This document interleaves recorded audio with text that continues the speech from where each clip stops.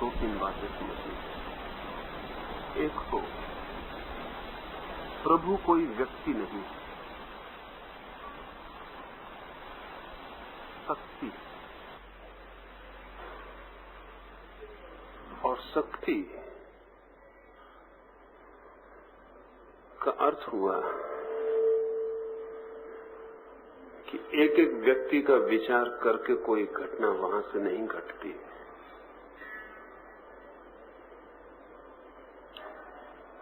जैसे नदी बह रही है, किनारे जो दरख्त होंगे उनकी जड़ें मजबूत हो जाएंगी, उनमें फूल लगेंगे, फल आएंगे। नदी की धार में जो पड़ जाएंगे उनकी जड़ें उखड़ जाएंगी, बह जाएंगे, टूट जाएंगे। नदी को ना तो प्रयोजन है कि किसी वृक्ष की जड़ें मजबूत हों और न प्रयोजन है कि कोई वृक्ष उखाड़ दे। नदी बह रही है। नदी एक शक्ति है, नदी एक व्यक्ति नहीं है। लेकिन निरंतर ये भूल हुई कि हमने परमात्मा को एक व्यक्ति समझ रखा है।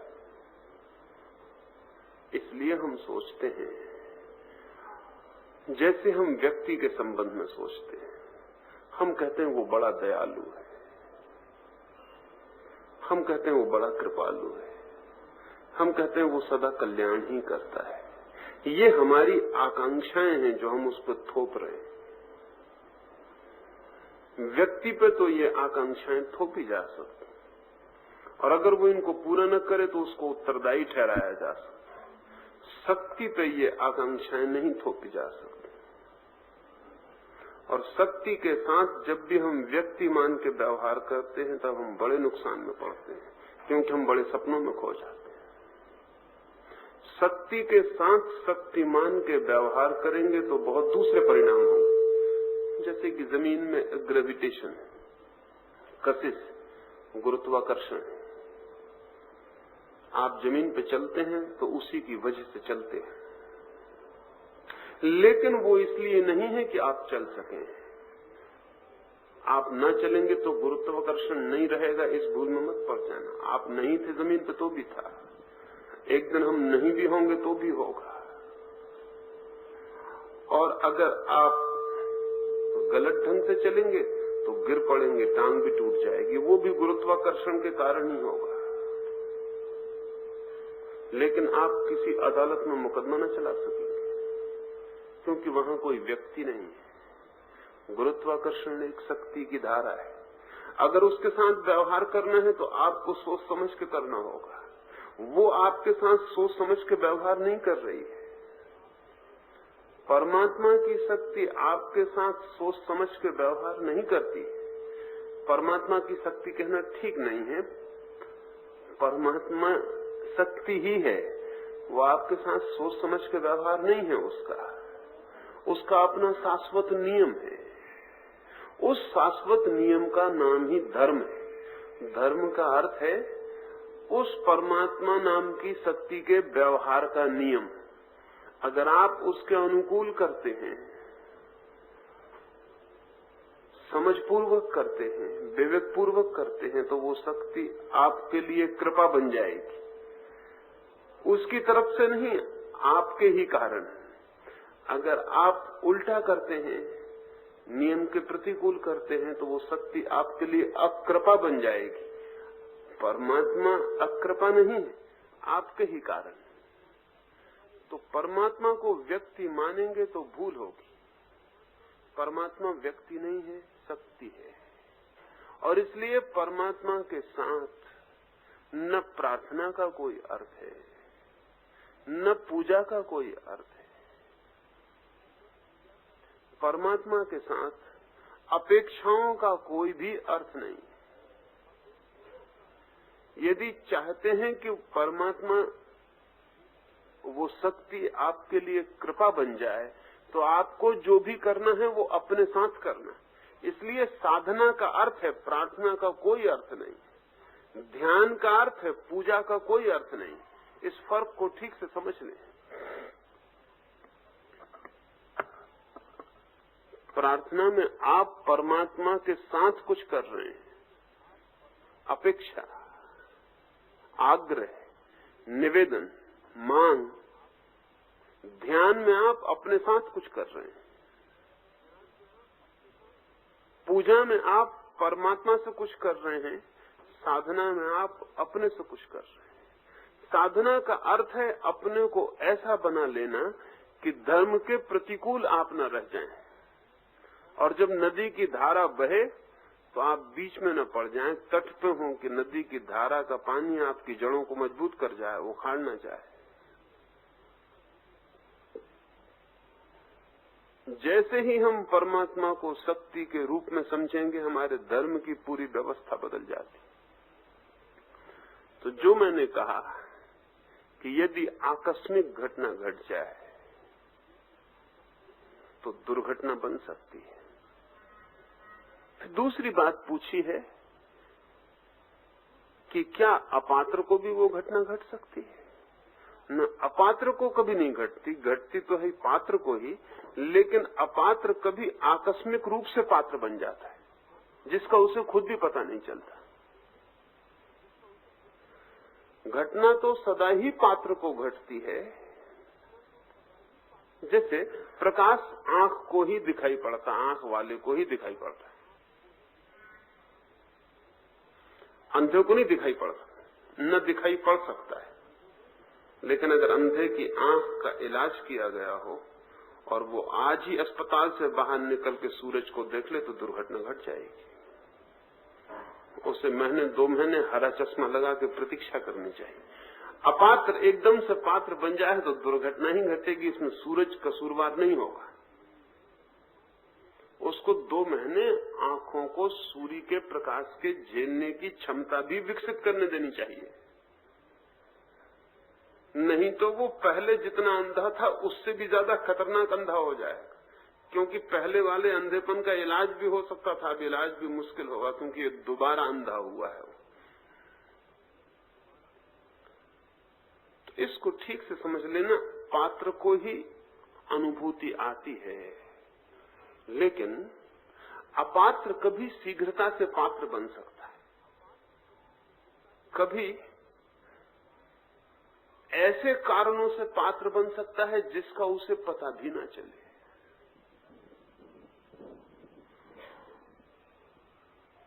और तब दुर्घटना के सदा डर है, क्योंकि शक्ति अनायास उतर आए तो आप झेलने की स्थिति में नहीं होते। ऐसा समझ लें,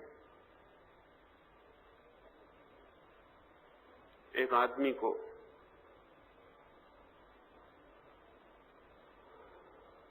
अनायास कुछ भी मिल जाए, धन मिल जाए, तो धन के मिलने से दुर्घटना नहीं होनी चाहिए, लेकिन अनायास मिलने से दुर्घटना हो जाएगी। अनायास बहुत बड़ा सुख भी मिल जाए तो भी दुर्घटना हो जाएगी, क्योंकि उस सुख को भी झेलने के लिए क्षमता चाहिए। सुख भी धीरे धीरे ही मिले तो हम तैयार हो पाते हैं,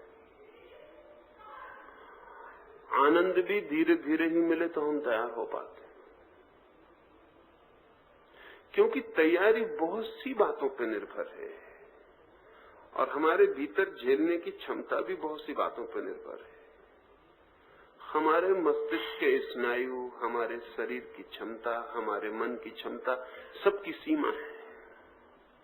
और जिस शक्ति की हम बात कर रहे हैं वो असीम है। वो ऐसा ही है जैसे बूंद के ऊपर सागर गिर जाए, तो बूंद के पास कुछ पात्रता चाहिए सागर को पी जाने की, नहीं तो अनायास तो सिर्फ बूंद मरेगी ही, मिटेगी ही, पा नहीं सकेगी कुछ।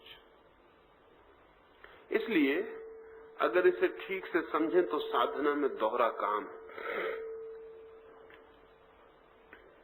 उस शक्ति के मार्ग पर अपने को लाना है, उसके अनुकूल लाना है, और अनुकूल लाने के पहले अपने को सहने की क्षमता भी बढ़ानी है। ये दोहरे काम साधना के हैं। एक तरफ से द्वार खोलना है, आंख ठीक करनी है, और दूसरी तरफ से आंख ठीक हो जाए तो भी प्रतीक्षा करनी है और आंख को भी इस योग बनाना है कि वो प्रकाश को देख सके। अन्यथा बहुत प्रकाश अंधेरे से भी ज्यादा अंधेरा सिद्ध होता है। इसमें प्रकाश का कोई भी कसूर नहीं, इसमें प्रकाश का कोई लेना देना नहीं। ये बिल्कुल एक तरफा मामला है, हमारे ऊपर ही निर्भर है। इसमें हम जिम्मेदारी कभी दूसरे पर न दे पाएंगे। अब जैसे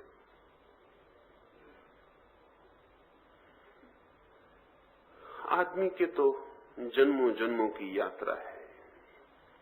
उस जन्मों जन्मों की यात्रा में उसने बहुत कुछ किया है, और कई बार ऐसा होता है कि वो बिल्कुल पात्र होने के इंच भर पहले छूट गया। वो पिछले जन्मों की सारी स्मृतियां उसकी खो गई, उसे कुछ पता नहीं। यदि आप पिछले जन्म में किसी साधना में लगे थे और 99 डिग्री तक पहुंच गए थे, 100वीं डिग्री तक नहीं पहुंचे थे, अब वो साधना भूल गई, वो जीवन भूल गया, वो सारी बात भूल गई, लेकिन 99 डिग्री तक की जो आपकी स्थिति थी वो आपके साथ है। एक दूसरा आदमी आपके पास में बैठा हुआ है, वो एक ही डिग्री पर रुक गया है, उसको भी कोई पता नहीं। आप दोनों एक ही दिन ध्यान करने बैठे तो भी आप दोनों अलग अलग तरह के आदमी हैं। उसकी एक डिग्री बढ़ेगी तो अभी कोई घटना घटने वाली नहीं है, वो 2 ही डिग्री पे पहुंचेगा। आपकी एक डिग्री बढ़ेगी तो घटना घट जाने वाली है। ये आकस्मिक ही होगी आपके लिए घटना, क्योंकि आपको कोई अंदाज भी नहीं है कि 99 डिग्री पे आप थे। आप कहां हैं इसका अंदाज नहीं, और इसलिए एकदम से पहाड़ टूट पड़ सकता है, उसकी तैयारी चाहिए। और जब मैं कहता हूं दुर्घटना, तो मेरा मतलब इतना ही है कि जिसकी हमारे लिए तैयारी नहीं थी। अनिवार्य रूप से दुर्घटना का मतलब दुख नहीं होता। दुर्घटना का इतनी मतलब होता है कि जिसके घटने के लिए हम अभी तैयार न थे।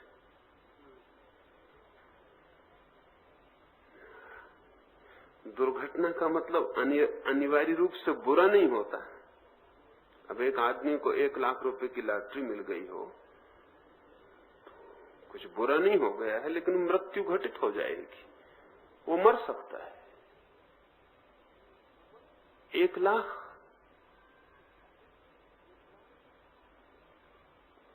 ये उसके हृदय की गति को बंद कर जा सकते हैं। दुर्घटना का मतलब इतना है कि जिस घटना के हम अभी तैयार न थे। और इससे उल्टा भी हो सकता है कि अगर कोई आदमी तैयार हो और उसकी मृत्यु आ जाए तो जरूरी नहीं कि मृत्यु दुर्घटना ही हो। अगर कोई आदमी तैयार हो, सुकरात जैसी हालत में हो, तो वो मृत्यु को भी आलिंगन करके स्वागत कर लेगा, और उसके लिए मृत्यु तत्काल समाधि बन जाएगी, दुर्घटना नहीं। क्योंकि उस मरते क्षण को वो इतने प्रेम और आनंद से स्वीकार करेगा कि वो उस तत्व को भी देख लेगा जो नहीं मरता है। हम तो मरने को इतनी घबराहट से स्वीकार करते हैं कि मरने के पहले बेहोश हो जाते। मरने की प्रक्रिया हम होश पूर्वक नहीं अनुभव कर पाते, मरने के पहले बेहोश हो जाते। इसलिए हम बहुत बार मरे हैं, लेकिन मरने की प्रक्रिया का हमें कोई पता नहीं। एक बार भी हमें पता चल जाए कि मरना क्या है, तो फिर हमें कभी भी ये ख्याल नहीं उठेगा कि मैं और मर सकता हूं, क्योंकि मौत की घटना घट जाएगी और आप पार खड़े रह जाएंगे। लेकिन ये होश में होना चाहिए। तो मृत्यु भी किसी के लिए सौभाग्य हो सकती, और प्रसाद ग्रेस भी किसी के लिए दुर्भाग्य हो सकती। इसलिए साधना दोहरी है, पुकारना है, बुलाना है, खोजना है, जाना है, और साथ साथ तैयार भी होते चलना है कि जब आ जाए द्वार पर प्रकाश, तो ऐसा न हो कि प्रकाश भी हमें अंधेरा ही सिद्ध हो और अंधा कर जाए। इसमें एक बात अगर ख्याल रखेंगे जो मैंने पहले कही, तो अड़चन न होगी। अगर परमात्मा को व्यक्ति मान लेंगे तो फिर बहुत अड़चन हो जाती। अगर शक्ति मानेंगे तब कोई अड़चन नहीं। व्यक्ति मान के बहुत कठिनाई हो गई, और हमारे मन की इच्छा ऐसी होती है कि व्यक्ति हो, क्योंकि व्यक्ति बना के हम उसको रिस्पॉन्सिबल बना देते हैं। फिर जिम्मेदारी अपनी पूरी नहीं रह जाती, उसकी भी कुछ हो जाती। और हम तो छोटी छोटी चीजों के लिए उसको उत्तरदायी बनाते हैं, बड़ी चीजों की तो बात अलग। एक आदमी को नौकरी मिल जाए तो परमात्मा को धन्यवाद देता है, नौकरी छूट जाए तो परमात्मा पर नाराज होता है। किसी को फोड़ा फुंसी हो जाए तो परमात्मा पर कहता है उसने कर दिया, किसी का फोड़ा फुंसी ठीक हो जाए तो कहता भगवान की कृपा से ठीक हो रहा। लेकिन हम कभी ख्याल नहीं करते कि हम कैसे काम भगवान से ले रहे हैं, और कभी ये ख्याल नहीं करते कि बड़ी इगोसेंट्रिक धारणा है कि मेरे फोड़े फिंसी की फिक्र भी भगवान कर रहा है, कि हमारा 1 रुपया गिर गया और सड़क पर लौट के मिल गया तो हम कहते हैं भगवान की कृपा से। मेरे 1 रुपये का भी हिसाब किताब जो है वो भगवान रख रहा है, ये सोच के भी मन को बड़ी तृप्ति मिलती है, क्योंकि मैं तब इस सारे जगत के केंद्र पर खड़ा हो गया, और परमात्मा से मैं जो एक व्यवहार कर रहा हूँ वो एक नौकर का व्यवहार है। उससे भी हम एक पुलिस वाले का उपयोग ले रहे कि वो तैयार खड़ा है, हमारे रुपये को बचा रहा है। व्यक्ति बनाने से ये सुविधा है कि जिम्मेदारी उस पर टाल सकते हैं, लेकिन साधक जिम्मेदारी अपने ऊपर लेता है। असल में साधक होने का एक ही अर्थ है कि अब इस जगत में वो किसी बात के लिए किसी और को जिम्मेदार ठहराने नहीं जाएगा। अब दुख है तो अपना है, सुख है तो अपना है, शांति है तो अपनी है, अशांति है तो अपनी है। कोई उत्तरदायी नहीं, कोई रिस्पॉन्सिबल नहीं, मैं ही उत्तरदायी हूं। अगर टांग टूट जाती है गिर के तो ग्रेविटेशन जिम्मेदार नहीं, मैं ही जिम्मेवार हूं। ऐसी मनोदशा हो तो फिर बात समझ में आ जाएगी, और तब दुर्घटना का अर्थ और होगा। और इसलिए मैंने कहा कि प्रसाद भी तैयार व्यक्तित्व को उपलब्ध होता है तो कल्याणकारी मंगलदायी हो जाता है। असल में हर चीज की एक घड़ी है, हर चीज का एक ठीक क्षण है, और ठीक क्षण और ठीक घड़ी को चूक जाना बड़ी दुर्घटना है।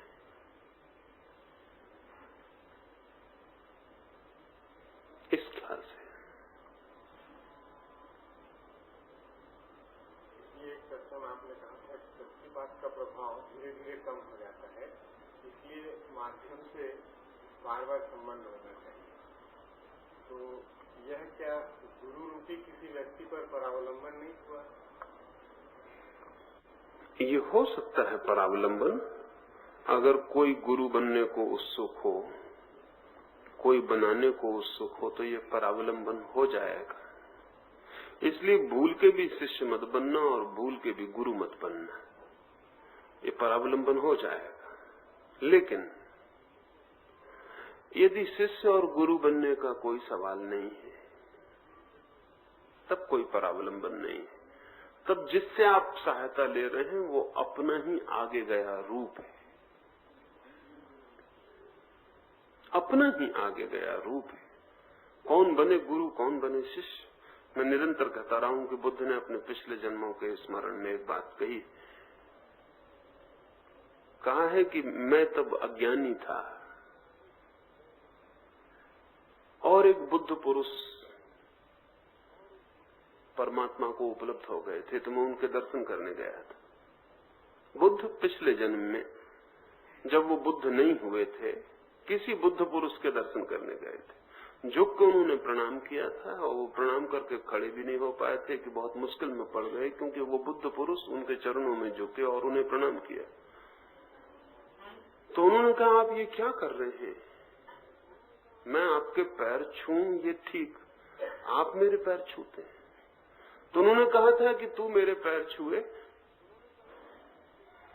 और मैं तेरे पैर न छूं तो बड़ी गलती हो जाएगी। गलती इसलिए हो जाएगी कि मैं तेरा ही 2 कदम आगे गया एक रूप, और जब मैं तेरे पैर में झुक रहा हूं तो तुझे याद दिला रहा हूं कि तूने पैर मेरे झुका वो ठीक किया, लेकिन इस भूल में मत पड़ जाना कि तू अलग और मैं अलग, और इस भूल में मत पड़ जाना कि तू अज्ञानी और मैं ज्ञानी। घड़ी भर की बात है कि तू भी ज्ञानी हो जाएगा। यानी ऐसे ही कि जब मेरा दायां पैर आगे जाता है तो बायां पीछे छूट जाता है। असल में दायां आगे जाए इसके लिए भी बाएं को पीछे थोड़ी देर छूटना पड़ता है।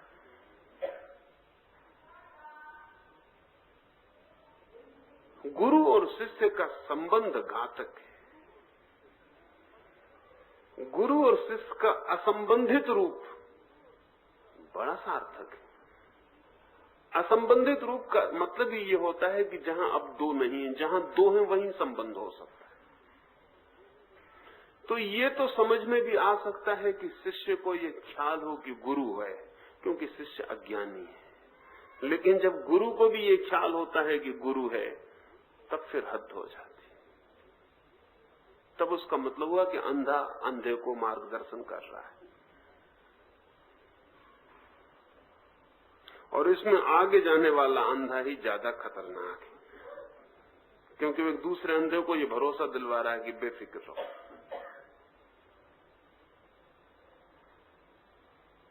गुरु और शिष्य के संबंध का कोई आध्यात्मिक अर्थ नहीं है। असल में इस जगत में हमारे सारे संबंध शक्ति के संबंध हैं, पावर, पॉलिटिक्स के संबंध हैं। कोई बाप है, कोई बेटा है। बाप और बेटा अगर प्रेम का संबंध हो तो बात और होगी। तब बाप को बाप होने का पता नहीं होगा, बेटे को बेटे होने का पता नहीं होगा। तब बेटा बाप का ही बाद में आया हुआ रूप होगा और बाप बेटे का पहले आ गया रूप होगा। स्वभावतः बात भी यही है। एक बीज हमने बोया है और वृक्ष आया, और फिर उस वृक्ष में 1000 बीज लग गए। वो पहला बीज और इन बीजों के बीच क्या संबंध है? वो पहले आ गए थे, ये पीछे आए, उसी की यात्रा है। उसी बीज की यात्रा जो वृक्ष के नीचे टूट के बिखर गया है। बाप पहली कड़ी थी, ये दूसरी कड़ी है उसी श्रृंखला में। लेकिन तब श्रृंखला है और दो व्यक्ति नहीं। तब अगर बेटा अपने बाप के पैर दबा रहा है तो सिर्फ बीती हुई कड़ी को स्वभाव था, बीती हुई कड़ी को वो सम्मान दे रहा है, बीती हुई कड़ी की सेवा कर रहा है। जो जा रहा है उसको वो आदर दे रहा है, क्योंकि उसके बिना वो आ भी नहीं सकता था, वो उससे आया है। और अगर बाप अपने बेटे को बड़ा कर रहा है, पाल रहा है, पोस रहा है, भोजन कपड़े की चिंता कर रहा है, तो ये किसी दूसरे की चिंता नहीं है। वो अपने ही एक रूप को संभाल रहा है और अपने जाने के पहले उसे। अगर इसे हम ऐसा कहें कि बाप अपने बेटे में फिर से जवान हो रहा है, तो कठिनाई नहीं। तब संबंध की बात नहीं है, तब एक और बात है, तब एक प्रेम है जहां संबंध नहीं है। लेकिन आमतौर से जो बाप और बेटे के बीच संबंध है वो राजनीति का संबंध है। बाप ताकतवर है, बेटा कमजोर है। बाप बेटे को दबा रहा है, बाप बेटे को कह रहा है कि तू अभी कुछ भी नहीं, मैं सब कुछ हूं। तो उसे पता नहीं कि आज नहीं कल बेटा ताकतवर हो जाएगा, बाप कमजोर हो जाएगा, और तब बेटा उसे दबाना शुरू करेगा कि मैं सब कुछ हूं और तू कुछ भी नहीं है। ये जो गुरु और शिष्य के बीच जो संबंध है, पति और पत्नी के बीच जो संबंध है, ये सब परवर्सन से विकृतियां हैं। नहीं तो पति और पत्नी के बीच संबंध की क्या बात है? दो व्यक्तियों ने ऐसा अनुभव किया है कि वो एक है, इसलिए वो साथ है। लेकिन नहीं, ऐसा मामला नहीं। पति पत्नी को दबा रहा है अपने ढंगों से, पति को दबा रही है अपने ढंगों से, और वो एक दूसरे के ऊपर पूरी की पूरी ताकत और पावर पॉलिटिक्स का पूरा प्रयोग कर रहे हैं। गुरु शिष्य घूम के फिर ऐसी कैसी बात है? गुरु शिष्य को दबा रहा है और शिष्य गुरु के मरने की प्रतीक्षा कर रहे हैं कि वो कब गुरु बन जाए, या अगर गुरु ज्यादा देर टिक जाए तो बगावत शुरू हो जाएगी। इसलिए ऐसा गुरु खोजना बहुत मुश्किल है जिसके शिष्य उससे बगावत न करते हो। ऐसा गुरु खोजना मुश्किल है जिसके शिष्य उसके दुश्मन न हो जाते हो। जो भी चीफ डिसाइपल है वो दुश्मन होने वाला है। तो चीफ डिसाइपल जरा सोच के बनाना चाहिए। कहीं भी वो अनिवार्य है, क्योंकि वो जो शक्ति का दबाव है उसकी बगावत, रिबेलियन भी होता है। अध्यात्म का इससे कोई लेना देना नहीं। तो मेरी समझ में आता है कि बाप बेटे को दबाए क्योंकि दो अज्ञानियों की बात है, माफ की जा सकती है, अच्छी तो नहीं है, सही जा सकती है। पति पत्नी को दबाए, पत्नी पति को दबाए, चल सकता है, शुभ तो नहीं है, चलना तो नहीं चाहिए, लेकिन फिर भी छोड़ा जा सकता है। लेकिन गुरु शिष्य को भी दबा रहा है, तब फिर बड़ा मुश्किल हो जाता है। कम से कम ये तो जगह ऐसी है जहां कोई दावेदार नहीं होना चाहिए कि मैं जानता हूं और तुम नहीं जानते। अब गुरु और शिष्य के बीच क्या संबंध है? दावेदार है एक, वो कहता मैं जानता हूं और तुम नहीं जानते, तुम अज्ञानी हो और मैं ज्ञानी हूं, इसलिए अज्ञानी को ज्ञानी के चरणों में झुकना चाहिए। मगर हमें ये पता ही नहीं है कि ये कैसा ज्ञानी है जो किसी से कह रहा है कि चरणों में झुकना चाहिए। ये महाज्ञानी हो गया। हाँ, इसे कुछ थोड़ी बातें पता चल गई हैं, शायद उसने कुछ किताबें पढ़ ली, शायद परंपरा से कुछ सूत्र उसको उपलब्ध हो गए हैं, वो उनको दोहराना जान गया है। इससे ज्यादा कुछ और मामला नहीं। शायद तुमने एक कहानी न सुनी हो, मैंने सुना है कि एक बिल्ली थी जो सर्वज्ञ हो गई थी। बिल्लियों में उसकी बड़ी ख्याति हो गई क्योंकि वो तीर्थंकर की हैसियत पा गई थी। और उसके सर्वज्ञ होने का, ऑल नोइंग होने का कारण ये था कि वो एक पुस्तकालय में प्रवेश कर जाती थी और उस पुस्तकालय के बाबत सभी कुछ जानती थी। सभी कुछ का मतलब कहां से प्रवेश करना, कहां से निकलना, किस किताब की आड़ में बैठने से ज्यादा आराम होता है और कौन सी किताब ठंड में भी गर्मी देती है। तो बिल्लियों में यह खबर हो गई थी कि अगर पुस्तकालय के संबंध में कुछ भी जानना हो तो वो बिल्ली ऑल नोइंग, वो सर्वज्ञ और निश्चित ही जो बिल्ली पुस्तकालय के बाबत सब जानती, जो भी पुस्तकालय में है सब जानती, उसके ज्ञानी होने में क्या कमी थी? उस बिल्ली को शिष्य भी मिल गए थे, लेकिन उसको कुछ भी पता नहीं था। किताब का पता उसे इतना ही था कि उसके आड़ में बैठ के छिपने की सुविधा है। उस किताब के बाबत उसे इतना ही पता था कि उसकी जिल्द जो है वो ऊनी कपड़े की है, उसमें ठंड में भी गर्मी मिलती। यही जानकारी थी उसकी किताब के बाबत, और उससे कुछ भी पता नहीं था कि भीतर क्या है। और भीतर का बिल्ली को पता हो भी कैसे सकता था? आदमियों में भी ऐसी अननोइंग बिल्लियां हैं जिनको किताबों की आड़ में छिपने का पता है, जिन पे आप हमला करो तो फौरन रामायण बीच में कर लेंगे और कहेंगे रामायण में ऐसा लिखा है, और आपकी गर्दन को रामायण से दबा देंगे। गीता में ऐसा लिखा है। अब गीता से कौन झगड़ा करेगा? अगर मैं सीधा कहूं कि मैं ऐसा कहता हूं तो मुझसे झगड़ा हो सकता है, लेकिन मैं कहता हूं गीता ऐसी कहती, मैं गीता को बीच में ले लेता हूं। गीता की आड़ में मुझे सुरक्षा है। गीता गर्मी भी देती है, ठंड में व्यवसाय भी देती है, दुश्मन से बचाव के लिए शस्त्र भी बन जाती है, आभूषण भी बन जाती है, और गीता के साथ खेल खेला जा सकता है। लेकिन गीता में जो है, ऐसे आदमी को उतना ही पता है जितना कि उस बिल्ली को जो पुस्तकालय में आराम करती थी, उससे भिन्न कुछ पता नहीं। और ये तो हो सकता है कि उस पुस्तकालय में रहते रहते बिल्ली किसी दिन जान जाए कि किताब में क्या है, लेकिन ये किताब जानने वाले गुरु बिल्कुल भी नहीं जान पाएंगे, क्योंकि जितनी इनको किताब कंठस्थ हो जाएगी उतना ही इनको जानने की कोई जरूरत न रह जाएगी। इनको भ्रम पैदा होगा कि हमने जान लिया है। जब भी कोई आदमी दावा करे कि जान लिया है, तब समझना कि अज्ञान मुखर हो गया है। दावेदार अज्ञान है, लेकिन जब कोई आदमी जानने के दावे से भी झिझक जाए तब समझना कि कहीं कोई झलक को किरण मिलनी शुरू हुई। लेकिन ऐसा आदमी गुरु न बन सकेगा। ऐसा आदमी गुरु बनने की कल्पना भी नहीं कर सकता, क्योंकि गुरु के साथ अथॉरिटी है, गुरु के साथ दावा जरूरी है। गुरु का मतलब ही है कि मैं जानता हूं, पक्का जानता हूं, तुम्हें अब जानने की कोई जरूरत नहीं, मुझसे जान लो। तो जहां अथॉरिटी है, जहां आप्तता है और जहां दावा है कि मैं जानता हूं, वहां दूसरे की अन्वेषण और खोज की वृत्ति की हत्या भी है, क्योंकि अथॉरिटी बिना हत्या किए नहीं रह सकती। दावेदार दूसरे की गर्दन काटे बिना नहीं रह सकता, क्योंकि ये भी डर है कि कहीं तुम पता न लगा लो, अन्यथा मेरे अधिकार का क्या होगा, मेरी अथॉरिटी का क्या होगा। तो मैं तुम्हें रोकूंगा, अनुयायी बनाऊंगा, शिष्य बनाऊंगा। शिष्यों में भी हायरार्की बनाई जाएगी, कौन प्रधान है, कौन कम प्रधान है, और सब वही जाल खड़ा हो जाएगा जो राजनीति का जाल है, जिससे अध्यात्म का कोई भी संबंध नहीं।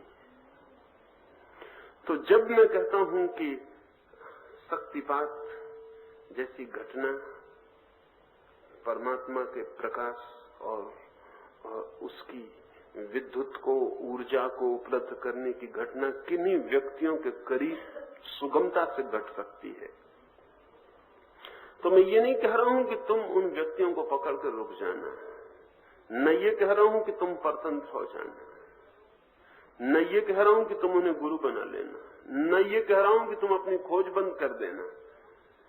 बल्कि सच तो ये है कि जब भी तुम्हें किसी व्यक्ति के करीब वो घटना घटेगी, तो तुम्हें तत्काल ऐसा लगेगा कि जब दूसरे व्यक्ति के माध्यम से आके भी इस घटना ने इतना आनंद दिया है, तो जब सीधी अपने माध्यम से आती होगी तो बात ही और हो जाएगी। आखिर दूसरे से आकर थोड़ी तो झूठी हो ही जाती है, थोड़ी तो बासी हो ही जाती है। मैं बगीचे में गया और वहां की फूलों की सुगंध से भर गया, और फिर तुम मेरे पास आए और मेरे पास से तुम्हें फूलों की सुगंध आई, लेकिन मेरी पसीने की बदबू भी उसमें थोड़ी मिल ही जाएगी, और तब तक फीकी भी बहुत हो जाएगी। तो जब मैं कह रहा हूं कि ये प्राथमिक रूप से बड़ी उपयोगी है कि तुम्हें खबर तो लग जाए कि बगीचा भी है, फूल भी हैं, तब तुम अपनी यात्रा पे जा सकोगे। अगर गुरु बनाओगे तो रुकोगे।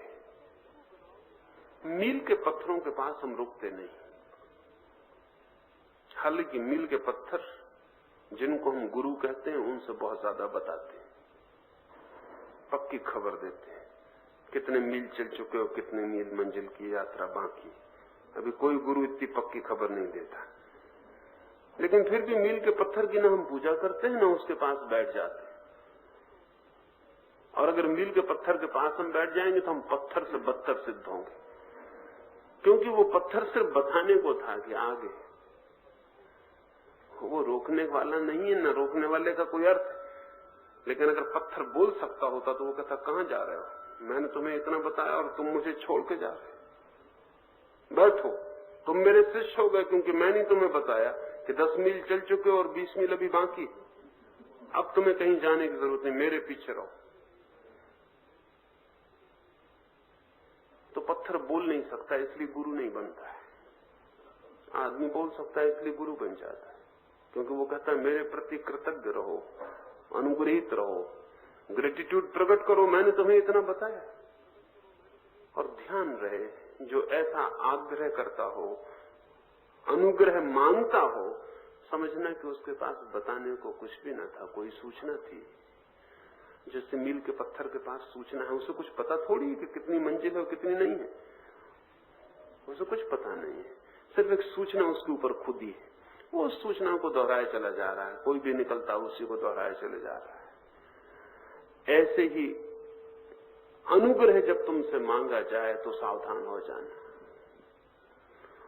और व्यक्तियों के पास नहीं रुकना है। जाना तो है अव्यक्ति के पास, जाना तो है उसके पास जहां कोई आकार और सीमा नहीं, लेकिन व्यक्तियों से भी उसकी झलक मिल सकती, क्योंकि अंततः व्यक्ति है तो उसी के। जैसा मैंने कल कहा कि कुएं से भी सागर का पता चलता है, ऐसे ही किसी व्यक्ति से भी उस अनंत का पता चलता है। अगर तुम झांक सको तो तुम्हें पता चल सकता है, लेकिन कहीं निर्भर नहीं होना है। और किसी चीज को परतंत्रता नहीं बना लेना है। लेकिन सभी तरह के संबंध परतंत्रता बनते हैं, चाहे वो पति पत्नी का हो, चाहे बाप बेटे को हो, चाहे गुरु शिष्य का हो। जहां संबंध है वहां परतंत्रता शुरू हो जाएगी। तो आध्यात्मिक खोजी को संबंध ही नहीं बनाने, और पति पत्नी के बनाए रखे तो कोई बहुत हर्जा नहीं है, क्योंकि उनसे कोई बाधा नहीं, वो इर्रेलेवेंट है। लेकिन मजा ये है कि वो पति पत्नी के बाप बेटे के संबंध तोड़ के एक नया संबंध बनाता है जो बहुत खतरनाक, वो गुरु शिष्य का संबंध बनाता है। आध्यात्मिक संबंध का कोई मतलब ही नहीं होता, सब संबंध सांसारिक है, संबंध मात्र सांसारिक है। अगर हम ऐसा कहें कि संबंध ही संसार है तो कोई कठिनाई नहीं होगी। असंग, अकेले हो तुम, लेकिन इसका ये मतलब नहीं कि अहंकार, क्योंकि तुम ही अकेले हो ऐसा नहीं हो, और भी अकेले हैं, और तुमसे कोई 2 कदम आगे है। उसके अगर तुम्हें पैरों की ध्वनि भी मिल जाती है कि कोई 2 कदम आगे है, तो 2 कदम आगे का रास्ते की भी खबर मिल जाती है। कोई तुमसे 2 कदम पीछे है, कोई तुम्हारे साथ है, कोई दूर है। ये सब चारों तरफ हजार हजार अनंत अनंत आत्माएं यात्रा कर रही। इस यात्रा में सब संगी साथी हैं, फासला आगे पीछे का है। इससे जितना फायदा ले सको वो लेना, लेकिन इसको गुलामी मत बनाना। ये गुलामी संबंध बनाने से शुरू हो जाती है। इसलिए परतंत्रता से बचना, संबंध से बचना, आध्यात्मिक संबंध से सदा बचना। सांसारिक संबंध उतना खतरनाक नहीं, क्योंकि संसार का मतलब ही संबंध है, वहां कोई इतनी अड़चन की बात नहीं। और जहां से तुम्हें खबर मिले वहां से खबर ले लेना। और ये नहीं कह रहा हूं मैं कि तुम धन्यवाद मत देना, ये नहीं कह रहा हूं, इसलिए कठिनाई होती, इसलिए जटिलता हो जाती। कोई अनुग्रह मांगे ये गलत है, लेकिन तुम धन्यवाद ना दो तो उतना ही गलत है। मील के पत्थर को भी धन्यवाद तो दे देना चाहते वक्त कि तेरी बड़ी कृपा, वो सुने या न सुने।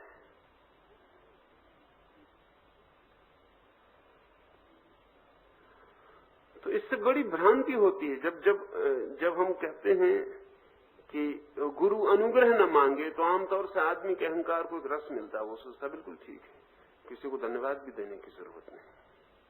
तब भूल हो रही, ये बिल्कुल दूसरे पहलू से बात को पकड़ा जा रहा है। ये मैं नहीं कह रहा हूं कि तुम धन्यवाद मत दे देना, ये मैं ये कह रहा हूं कि कोई अनुग्रह मांगे ये गलत है, लेकिन तुम अनुग्रहित ना हो तो उतना ही गलत हो जाए। तुम तो अनुग्रहित होना ही, लेकिन वो अनुग्रह बांधेगा नहीं, क्योंकि जो मांगा नहीं जाता वो कभी नहीं बांधता है। जो दान है वो कभी नहीं बांधता है। अगर मैंने तुम्हें धन्यवाद दिया है तो वो कभी नहीं बांधता, और अगर तुमने मांगा फिर मैं दूं या ना दूं उपद्रव शुरू हो जाता है। और जहां से तुम्हें झलक मिले उसकी, वहां से झलक को ले लेना।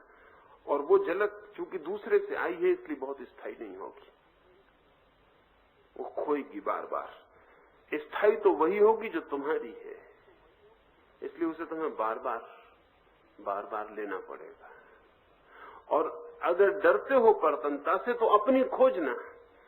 परतंत्रता से डरने से कुछ भी ना होगा, दूसरे पर निर्भर होने का भय भी लेने की जरूरत नहीं है, क्योंकि इससे कोई फर्क नहीं पड़ता। मैं तुम पर परतंत्र हो जाऊं तो भी संबंधित हो गया, और तुमसे डर के भाग जाऊं तो भी संबंधित हो गया और परतंत्र हो गया। इसलिए चुपचाप लेना, धन्यवाद देना, बढ़ जाना। और अगर लगे कि कुछ है जो आता है और खो जाता है, तो फिर अपना स्रोत खोजना, जहां से वो कभी न खोए, जहां से खोने का कोई उपाय न रह जाए। अपनी संपदा ही अनंत हो सकती है, दूसरे से मिला हुआ दान चुक ही जाता है। भिखारी मत बन जाना कि दूसरे से ही मांगते चले जाओ।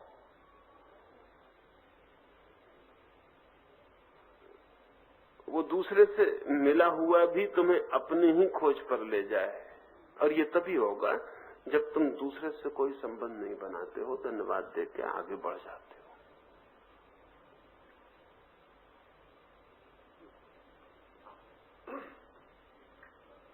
इससे संबंधित है परमात्मा एक शक्ति है और इसको मनुष्य के जीवन में कोई इंटरेस्ट नहीं है, इसके साथ कोई सरोकार नहीं है, उसमें वॉल्यूशन नहीं है। तो कठोपनिषद में श्लोक है, नायम आत्मा प्रवचन लक्ष्य ना बहुना सुते यमे से वो विमत है, मतलब कि ये जिसको पसंद करता है उसको मिलता है। तो वो पसंद का प्रश्न कैसे आया उसमें? असल में मैंने ये नहीं कहा कि उसमें आप में उसकी कोई रुचि नहीं है, ये मैंने नहीं कहा। मैंने ये नहीं कहा कि परमात्मा की आप में कोई रुचि नहीं है, उसकी रुचि न हो तो आप हो ही नहीं सकते। ये मैंने नहीं कहा, ये मैंने नहीं कहा, और ये भी मैंने नहीं कहा कि वो आपके प्रति तटस्थ, ये भी मैंने नहीं कहा, और हो भी नहीं सकता तटस्थ, क्योंकि आप उससे कुछ अलग नहीं हो, आप उसके ही फैले हुए विस्तार हो। जो कहा वो मैंने ये कहा कि आप में उसकी कोई विशेष रुचि नहीं है। ये दोनों बातों में फर्क है। आप में उसकी कोई विशेष रुचि नहीं है, आपके लिए वो नियम से बाहर नहीं जाएगी शक्ति। और अगर आप अपने सिर पर पत्थर मारेंगे तो लहू बहेगा, और प्रकृति आप में विशेष रुचि न लेगी। रुचि तो पूरी ले रही, क्योंकि खून जब बह रहा वो भी रुचि है, वो भी उसके द्वारा बह रहा है। आपने जो किया उसमें पूरी रुचि ली गई है। आप अगर नदी में बह के डूब रहे हैं तब भी प्रकृति पूरी रुचि ले रही, डुबाने में ले रही है, लेकिन विशेष रुचि नहीं है। कोई स्पेशल, कोई अतिरिक्त आप में कोई रुचि नहीं है कि नियम तो था डुबाने का और बचाया जाए। नियम तो था कि आप जब छत पर से गिरे तो सिर टूट जाए, लेकिन सर पर से गिरे और सिर न टूटे। ऐसी विशेष रुचि नहीं है। जिन्होंने ईश्वर को व्यक्ति माना, उन्होंने इस तरह की विशेष रुचियों का फिक्शन खड़ा किया है कि प्रहलाद को वो जलाएगा नहीं आग में, पहाड़ से गिराओ तो चोट नहीं लगेगी। ये जो कहानियां हैं, ये हमारी आकांक्षाएं हैं। ऐसा हम चाहते हैं कि ऐसा हो, इतनी विशेष रुचि हम में हो, हम उसके केंद्र बन जाएं। ये मैं नहीं कह रहा हूं कि रुचि नहीं है, मैं ये कह रहा हूं कि उसकी रुचि नियम में है। शक्ति की रुचि सदा नियम में होती है। व्यक्ति की रुचि विशेष बन सकती है, व्यक्ति पक्षपाती हो सकता है, शक्ति सदा निष्पक्ष है। निष्पक्षता ही उसकी रुचि है। इसलिए जो नियम में होगा वो होगा, जो नियम में नहीं होगा वो नहीं होगा। परमात्मा की तरफ से मिरेकल नहीं हो सकते, चमत्कार नहीं हो सकते। और वो जो दूसरा सूत्र आप कह रहे हैं कठोपनिषद का, उसके मतलब बहुत और है। उसमें कहा गया है उसकी जिसके प्रति पसंद होती, वो जिस पर प्रसन्न होता, वो जिस पर आनंदित होता, उसे ही मिलता है। स्वभावतः आप कहेंगे ये तो वही बात हो गई कि उसकी विशेष रुचि जिसमें होती। नहीं, ये बात नहीं है। असल में आदमी की बड़ी तकलीफ है, और जब हमें किसी सत्य को कहना होता है तो उसके बहुत पहलू हैं। असल में जिनको वो मिला है उनका ये कहना है, जिनको वो मिला है उनका ये कहना है कि हमारे प्रयास से क्या हो सकता था, हम क्या थे, हम तो ना कुछ थे, हम तो धूल के कण भी न थे, फिर भी हमें वो मिल गया। और अगर हमने 2 घड़ी ध्यान किया था तो उसका भी क्या मूल्य था कि हम 2 घड़ी चुप बैठ गए थे। जो मिला है वो अमूल्य, तो जो हमने किया था और जो मिला है इसमें कोई तालमेल ही नहीं है। तो जिनको मिला है वो कहते हैं कि नहीं, ये अपने प्रयास का फल नहीं, ये उसकी कृपा है, उसने पसंद किया तो मिल गया, अन्यथा हम क्या खोज पाते। ये निरअहंकार व्यक्ति का कहना है, जिसको पाके पता चला है कि अपने से क्या हो सकता था। लेकिन ये जिनको नहीं मिला है, अगर उनकी धारणा बन जाए तो बहुत खतरनाक है। जिनको मिला है उनकी तरफ से तो ये कहना बड़ा सुरुचिपूर्ण है और बहुत इसमें बड़ा ही सुसंस्कृत भाव है। यानी वो ये कह रहे हैं कि हम कौन थे कि वो हमें मिलता है, हमारी क्या ताकत थी, हमारी क्या सामर्थ्य थी, हमारा क्या अधिकार था, हम कहाँ दावेदार थे, हम तो कुछ भी न थे, फिर भी वो हमें मिल गया, उसकी ही कृपा है, हमारा कोई प्रयास नहीं। ये उनका कहना तो उचित है। उनके कहने का मतलब सिर्फ ये है कि ये किसी प्रयास भर से नहीं मिल गया, ये कोई हमारी अहंकार की उपलब्धि नहीं है, ये कोई अचीवमेंट नहीं है, ये प्रसाद है। ये उनका कहना तो बिल्कुल ठीक है, लेकिन कठोपनिषद पढ़ के आप दिक्कत में पड़ जाओगे। सभी शास्त्रों को पढ़ के आदमी दिक्कत में पड़ा है, क्योंकि वो कहना है जानने वालों का और पढ़ रहे हैं न जानने वाले, और वो उसको अपना कहना बना रहे हैं। तो न जानने वाला कहता है कि ठीक है, फिर हमें क्या करना है। जब वो उसकी पसंद से ही मिलता है तो हम परेशान क्यों? जिस पे उसकी इच्छा होती है उसी को मिलता है, तो जब उसकी इच्छा होगी तब मिल जाएगा। तो हम क्यों परेशान, हम क्यों कुछ करें? तो जो निरअहंकार का दावा था वो हमारे लिए आलस्य की रक्षा बन जाता। ये इतना बड़ा परिवर्तन है इन दोनों में कि जमीन आसमान का फर्क है। जो शून्यता का भाव था वो हमारे लिए प्रमाद बन जाता। हम कहते हैं तो जिसको मिलना उसको मिलेगा, जिसको नहीं मिलना नहीं मिलेगा। अब अगस्तीन का एक वचन है इससे मिलता जुलता, जिसमें वो कहता है कि जिसको उसने चाहा अच्छा बनाया, जिसको उसने चाहा बुरा बनाया। बड़ा खतरनाक मालूम होता है, क्योंकि अगर ये उसकी चाह से हो गया कि जिसको उसने अच्छा बनाया था अच्छा बनाया और जिसको बुरा बनाना था उसको बुरा बनाया, तो बात खत्म हो गई। और हद पागल परमात्मा है कि किसी को बुरा बनाना चाहता है और किसी को अच्छा बनाना चाहता है। न जानने वाला जब इसको पढ़ेगा तो इसके अर्थ बड़े खतरनाक है। लेकिन अगस्तीन जो कह रहा है वो कुछ और ही बात कह रहा है। वो अच्छे आदमी से कह रहा है कि तू अहंकार मत कर, कि तू अच्छा है, क्योंकि जिसको उसने चाहा अच्छा बनाया। वो बुरे आदमी से कह रहा परेशान मत हो, चिंता से मत घिर, उसने जिसको बुरा बनाया बुरा बनाया। वो बुरे आदमी का भी दंश खींच रहा है, वो अच्छे आदमी का भी दंश खींच रहा है, लेकिन वो जानने वाले की तरफ से। लेकिन बुरा आदमी सुन रहा है, वो कह रहा तो फिर ठीक है, तो फिर मैं बुराई करूं, क्योंकि अपना तो कोई सवाल ही नहीं है। जिससे उसने बुरा करवाया वो बुरा कर रहा है।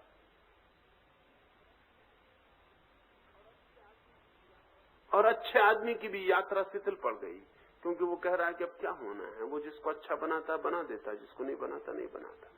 तब जिंदगी बड़ी बेमानी हो जाती।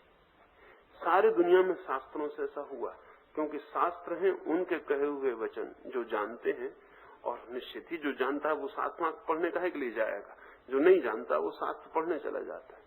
फिर दोनों के बीच उतना ही फर्क है जितना जमीन और आसमान के बीच फर्क है। और जो व्याख्या हम करते हैं वो हमारी व्याख्या नहीं है। इसलिए मेरी इधर ख्याल में आता है कि दो तरह के शास्त्र रचे जाने चाहिए, ज्ञानियों के कहे हुए, अज्ञानियों के पढ़ने के लिए अलग। ज्ञानियों के कहे हुए बिल्कुल छिपा देने चाहिए, अज्ञानियों के हाथ में नहीं पड़ने चाहिए, क्योंकि अज्ञानी उनसे अर्थ तो अपना ही निकालेगा और तब सब विकृत हो जाता है। सब विकृत हो गया है। मेरी बात ख्याल में आती है?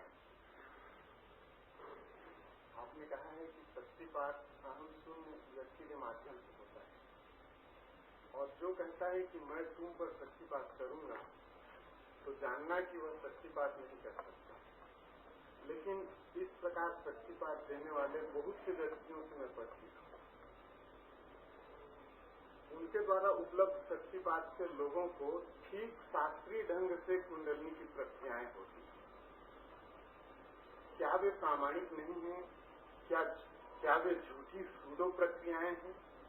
क्यों और कैसे? ये भी समझने की बात है। असल में दुनिया में ऐसी कोई भी चीज नहीं है जिसका नकली सिक्का ना हो सके। दुनिया में ऐसी कोई भी चीज नहीं जिसका फॉल्स कॉइन न बनाया जा सके। सभी चीजों के नकली हिस्से भी हैं और नकली पहलू भी हैं। और अक्सर ऐसा होता है कि नकली सिक्का ज्यादा चमकदार होता है, उसे होना पड़ता है, क्योंकि चमक से वो चलेगा, असलीपन से तो चलता नहीं। असली सिक्का बेचमक का हो तो भी चलता है।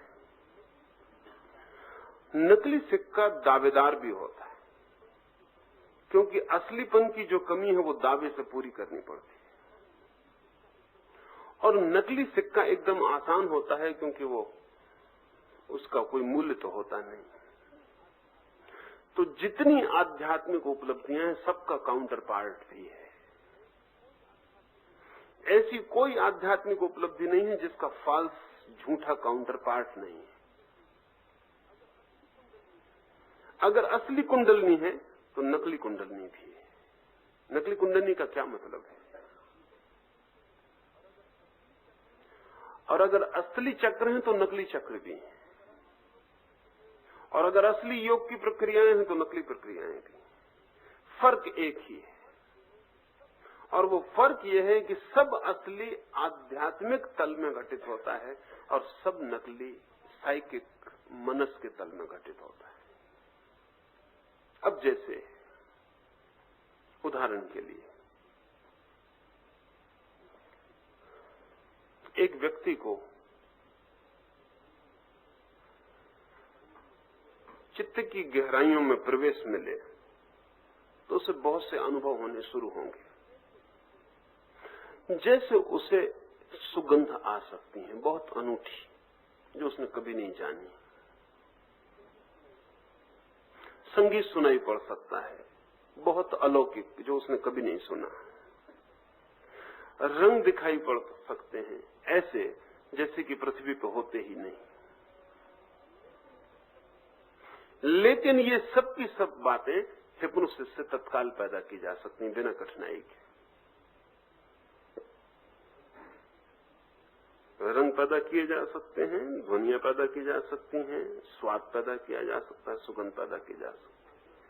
और इसके लिए किसी साधना से गुजरने की जरूरत नहीं, इसके लिए सिर्फ बेहोश होने की जरूरत है। और तब जो भी सजेस्ट किया जाए बाहर से वो भीतर घटित हो जाए। अब ये फॉल्स क्वाइन है। ध्यान में जो जो घटित होता है वो सब का सब हिप्नोसिस से भी घटित हो सकता है, लेकिन वो आध्यात्मिक नहीं,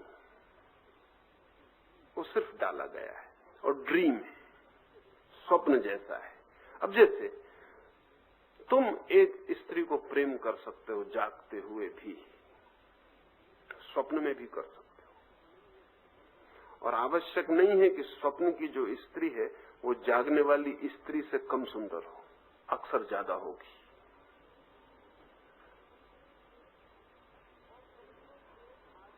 और समझ लो कि एक आदमी अगर सोए और फिर उठे ना, सपना ही देखता रहे, तो उसे कभी भी पता नहीं चलेगा कि जो वो देख रहा है वो असली स्त्री है कि जो वो देख रहा है वो सपना है। कैसे पता चलेगा? वो तो नींद टूटे तभी वो जांच कर सकता है कि अरे जो मैं देख रहा था वो सपना था। तो इस तरह की प्रक्रियाएं हैं जिनसे तुम्हारे भीतर सभी तरह के सपने पैदा किए जा सकते हैं। कुंडलनी का सपना पैदा किया जा सकता है, चक्रों के सपने पैदा किए जा सकते हैं, अनुभूतियों के सपने पैदा किए जा सकते हैं। और अगर तुम उन सपनों में लीन रहो और वो इतने सुखद हैं कि तोड़ने का मन न होगा। और ऐसे सपने हैं जिनको कि सपना कहना मुश्किल, क्योंकि वो जागते में चलते हैं, दिवा स्वप्न है, डे ड्रीम से, और उनको साधा जा सकता है। तो तुम उनको जिंदगी भर साथ के गुजार सकते हो और तुम आखिर में पाओगे तुम कहीं भी नहीं पहुंचे हो, तुम सिर्फ एक लंबा सपना देखे हो। इन सपनों को पैदा करने की भी तरकीबें हैं, व्यवस्थाएं हैं, और दूसरा व्यक्ति तुम में इनको पैदा कर सकता है। और तुम्हें तय करना मुश्किल हो जाएगा कि दोनों में फर्क क्या, क्योंकि दूसरे का तुम्हें पता नहीं।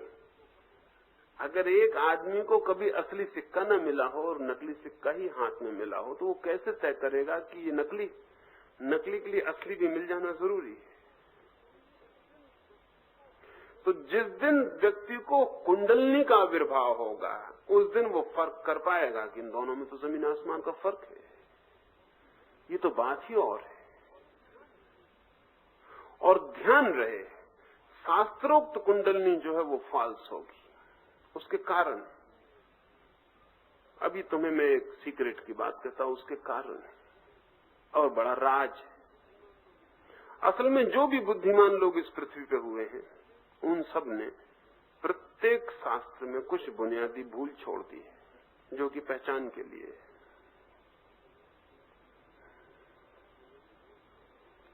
कुछ बुनियादी भूल छोड़ दी। जैसे मैंने तुमसे कहा कि इस मकान में, मैंने तुम्हें खबर दी इस मकान के बाहर कि इस मकान में 5 कमरे 6 कमरे, ये मैं जानता हूं। मैंने तुमसे कहा 5 कमरे। एक दिन तुम आया और तुमने कहा कि वो मैं मकान देख आया। आपने बिल्कुल ठीक कहा था, बिल्कुल 5 ही कमरे। तो मैं जानता हूं कि तुम किसी झूठे कमरे मकान में हो आए। तुमने कोई सपना देखा, क्योंकि कमरे तो वहां 6। वो एक कमरा बचाया गया हमेशा के लिए, वो तुम्हें खबर देता है कि तुम्हें हुआ कि नहीं हुआ। अगर बिल्कुल शास्त्रोक्त हो तो समझना कि नहीं हुआ, फॉल्स क्वाइन, क्योंकि शास्त्र में एक कमरा सदा बचाया गया है। उसे बचाना बहुत जरूरी है, उसे बचाना बहुत जरूरी। तो अगर तुमको बिल्कुल किताब में लिखे ढंग से सब हो रहा हो तो समझना कि किताब प्रोजेक्ट हो रही है। लेकिन जिस दिन तुमको किताब में लिखे हुए ढंग से नहीं, किसी और ढंग से कुछ हो जिसमें कि कहीं किताब से मेल भी खाता और कहीं नहीं भी मेल खाता हो, उस दिन तुम जानना कि तुम किसी असली ट्रैक पे चल रहे हो, जहां चीजें अब तुम्हें साफ हो रही, जहां तुम शास्त्र को ही सिर्फ कल्पना में पिरोए नहीं चले जा रहे हो। तो जब कुंडलनी तुम्हें ठीक से जगेगी तब तुम जांच पाओगे कि अरे शास्त्र में कहां कुछ तरकीब है, लेकिन वो तुम्हें उसके पहले पता नहीं चल सकती। और प्रत्येक शास्त्र को अनिवार्य रूप से कुछ चीजें छोड़ देनी पड़ी, नहीं तो कभी भी तय करना मुश्किल हो जाए। मेरे एक शिक्षक थे, यूनिवर्सिटी के प्रोफेसर थे। कभी भी मैं किसी किताब का नाम लूं तो वो कहें हाँ मैंने पढ़ी। एक दिन मैंने झूठी ही किताब का नाम लिया जो है ही नहीं, न वो लेखक है न वो किताब है। मैंने उनसे कहा आपने फला लेखक की किताब पढ़ी, बड़ी अद्भुत किताब। उन्होंने कहा मैंने पढ़ी। तो मैंने उनसे कहा कि अब जो पहली पढ़ी हुई दावे थे वो भी गड़बड़ हो गए, क्योंकि न ये कोई लेखक है और न ये कोई किताब है। मैंने कहा अब इस किताब को आप मुझे मौजूद करवा के बता दें तो बाकी दावों के संबंध में बात होगी, बाकी अब खत्म हो गई बात। वो कहने क्या मतलब ये किताब नहीं? तो मैंने कहा आपके जांच के लिए अब इसके सिवा कोई और रास्ता नहीं था।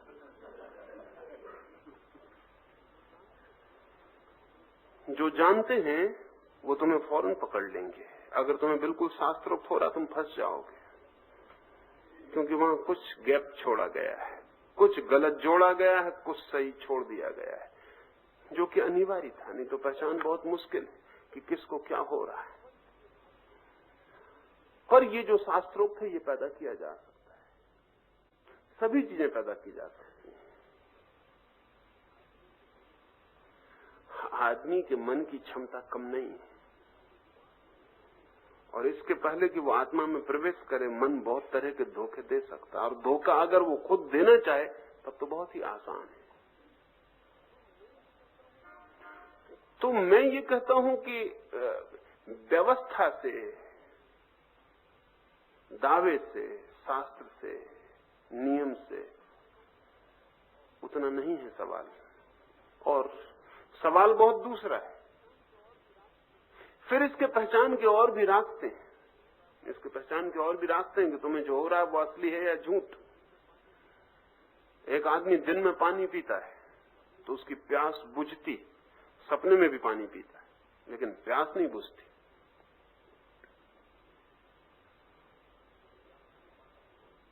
और सुबह जाग के वो पाता है कि होंठ सूख रहे हैं, वो गला तड़फ रहा है, क्योंकि सपने का पानी प्यास नहीं बुझा सकता। असली पानी प्यास बुझा सकता है। तो तुमने पानी जो पिया था वो असली था या नकली, ये तुम्हारी प्यास बताएगी कि प्यास बुझी कि नहीं बुझी। तो जिन कुंडलिनी जागरण करने वालों की या जिनकी जागृत होगी तुम बात कर रहे हो, वो अभी भी तलाश कर रहे हैं, अभी भी खोज रहे हैं। वो ये भी कह रहे हैं कि हमें ये हो गया, और वो खोज भी उनकी जारी है। वो कहते हैं हमें पानी भी मिल गया, और अभी भी कह रहे हैं सरोवर का पता क्या है।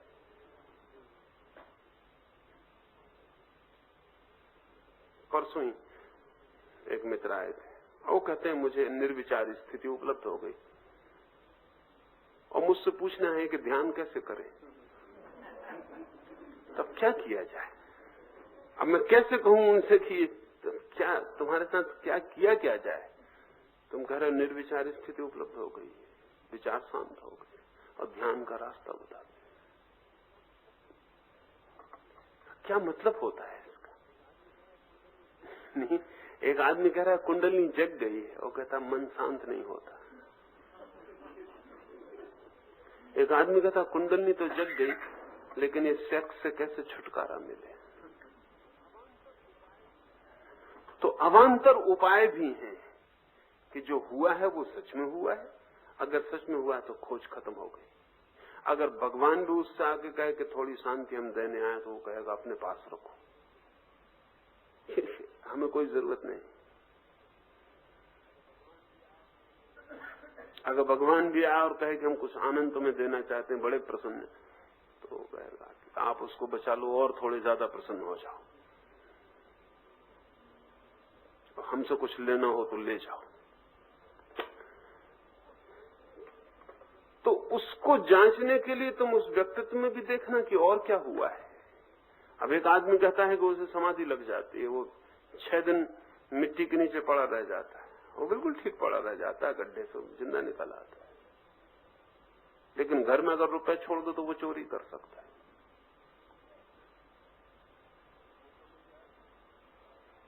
मौका मिल जाए तो शराब पी सकता है। और उस आदमी को अगर तुम्हें पता ना हो कि उसको समाधि लग गई, तो तुम उसमें कुछ भी ना पाओ। उसमें कुछ भी नहीं है, कोई सुगंध नहीं, कोई व्यक्तित्व नहीं, कोई चमक नहीं, कुछ भी नहीं। एक साधारण आदमी है। नहीं तो उसको समाधि नहीं लग गई, वो समाधि की ट्रिक सीख गया। वो 6 दिन जमीन के अंदर जो रह रहा, वो समाधि नहीं,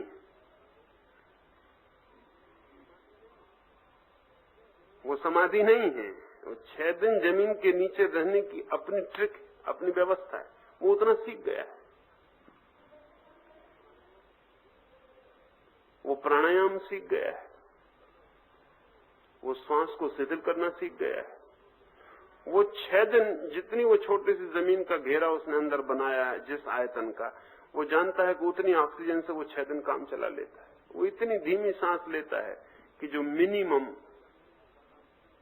जिससे ज्यादा लेने में ज्यादा ऑक्सीजन खर्च होगी, उतनी सांस लेकर वो 6 दिन गुजार देता है। वो करीब करीब उस हालत में होता है जिस हालत में साइबेरिया का भालू 6 महीने के लिए बर्फ में दबा पड़ा रह जाता है। उसको कोई समाधि नहीं लग गई।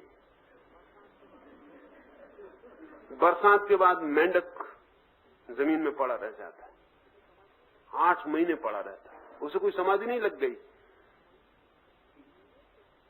वही इसने सीख लिया है, और कुछ भी नहीं हो गया। लेकिन जिसको समाधि उपलब्ध हो गई, उसको अगर तुम 6 दिन के लिए बंद कर दो तो हो सकता है मर जाए। और ये निकल आए, क्योंकि समाधि से 6 दिन जमीन के नीचे रहने का कोई संबंध नहीं। कोई महावीर स्वामी या बुद्ध कहीं मिल जाए और उनको जमीन के भीतर 6 दिन रख दो, बच के लौटने की आशा नहीं। ये बच के लौट आएगा, क्योंकि इससे कोई संबंध नहीं है, उससे कोई वास्ता ही नहीं है, वो बात ही और है। लेकिन ये जचेगा, और अगर महावीर न निकल पाए और ये निकल पाए तो तीर्थंकर ये असली मालूम पड़ेगा, वो नकली सिद्ध हो जाएगा। उसके तो इस सारे के सारे जो साइकिक फॉल्स कॉइन्स पैदा किए गए, जो मनुष्य ने झूठे झूठी सिक्के पैदा किए, उन्होंने अपने झूठे दावे भी पैदा किए, उन दावों को सिद्ध करने की पूरी व्यवस्था भी पैदा की, और उन्होंने एक अलग ही दुनिया खड़ी कर रखी जिसका कोई लेना देना नहीं है, इससे कोई संबंध नहीं है। और असली चीजें उन्होंने छोड़ दी। जो असली रूपांतरण थे उनके 6 दिन जमीन के नीचे रहने या 6 महीने रहने से कोई संबंध नहीं। लेकिन इस व्यक्ति का चरित्र क्या है, इस व्यक्ति के मनुष्य की शांति कितनी, इसके आनंद का क्या हुआ। इसका 1 पैसा खो जाता है तो ये रात भर सो नहीं पाता और 6 दिन जमीन के भीतर रह जाता है। इसके सोचना पड़ेगा कि ये इसके असली संबंध क्या है। तो मैं जो भी दावेदार हैं कि हम शक्तिपात करते हैं वे कर सकते हैं, लेकिन वो शक्तिपात नहीं है, वो बहुत गहरे में किसी तरह का सम्मोहन है, हिप्नोसिस है। बहुत गहरे में कुछ मैग्नेटिक फोर्सेस का उपयोग है जिनको वो सीख गए हैं। और जरूरी नहीं कि वो भी जानते हो, उसके पूरे विज्ञान को जानते हो, ये भी जरूरी नहीं। और ये भी जरूरी नहीं कि वो दावा जो है जान के कर रहे हो कि झूठा है। इतने जाल है। अब एक मदारी को तुम सड़क पर देखते हो कि वो एक लड़के को लिटाए हुए है, चादर बिछा दी, उसकी छाती पे ताबीज रख दी। अब उस लड़के से पूछ रहा है कि फला आदमी के नोट का नंबर क्या है, वो नोट का नंबर बता रहा है। फला आदमी की घड़ी में कितना बजा है, वो घड़ी बता रहा है। पूछ रहा है इस आदमी का कान में नाम क्या है, वो लड़का नाम बता रहा है। और वो सब देखने वालों को सिद्ध हुआ जा रहा है कि ताबीज में कुछ खूबी।